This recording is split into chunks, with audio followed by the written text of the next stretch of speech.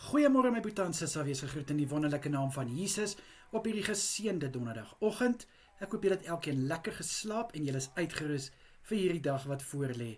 Kom ek bid vir ons. Vader, baie dankie vir 'n vars nuwe dag wat in ons lewens toegevoeg is. Here, baie dankie dat U oor ons gewaak het hierdie nag.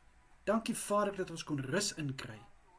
Baie dankie Here dat ons kon opstaan vanoggend, verfris en versterk.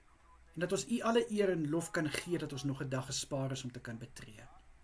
Vader, my gebed vir elke boetie en sissa is dat hulle dag gevul sal wees met net die mooiste. Vader, ek bid, wat daar ook al is wat hulle vreugde en vrede wil kom steel, bid ek teen dit, Here, en ek bid dat die sluise van die hemel oor hulle sal oopgaan, Here, seëninge, voorspoed in oorvloed, in die naam van Jesus. Ek bid, liewe Here, dat hulle sukses sal behaal deur hierdie dag. Ek bid dat dit wat hulle hande vind om te doen, mag dit vrugte afwerp, mag dit voorspoedig wees in Jesus naam.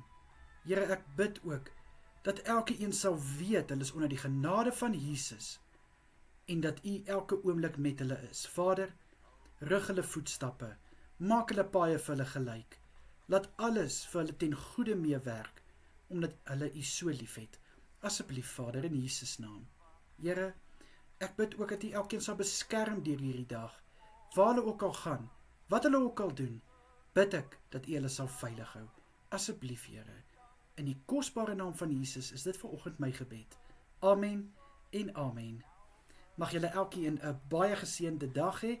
Kyk mooi na julleself en ek bid weer vanaand vir ons. Totsiens julle.